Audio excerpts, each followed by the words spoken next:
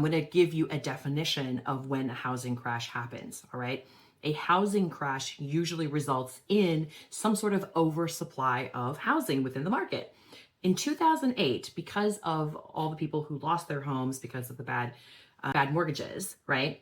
We saw 4 million homes pop into the system nationally. I would say that as of the end of, February, we were still looking at only about 1.1 million houses on the MLS today. That feels like a lot less houses to me. And I'm like, does that result in a crash? Let's have a conversation about that. It's Nancy from Nancy Chu Homes. I'm a realtor here in Northern New Jersey. And in my 20 years in the business, I've sold over $500 million of real estate. Okay, transaction volume is the big culprit here. This is the thing that everybody keeps talking about. Well, transaction volume isn't the full picture. That doesn't necessarily point, just because we have low transaction volume doesn't mean that it points towards a crash. I'll be the first to tell you that when I was in this business at the beginning, we were looking at, over 6 million units a year. The projections so far as of January, given the weather and, all the things that are happening, it's been really pointing more towards like 3.9 million units for 2026. So I'm guessing it'll be between that and 4.1, 4.2 units for the year, okay?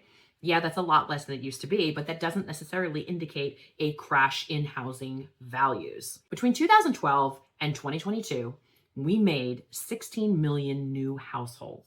That's new household formations, right? Somebody, graduates, gets married, they form a new household. We only built about 8 million new housing units during that same time period. So that is half of what we need to house the people that currently could be in the market of looking for a property. So given that across the country, we're still looking at an average of about 3 months of inventory.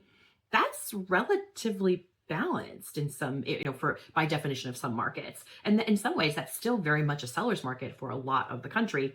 If they have less than 3 months of inventory like we do, then yeah. And for those that have more than 3 months, then yes, their sellers are definitely taking a little bit longer to sell. The day on market's going to be longer, and they have definitely less leverage in terms of what they accept, right? But the truth is, if you look at 2008, those people had to sell.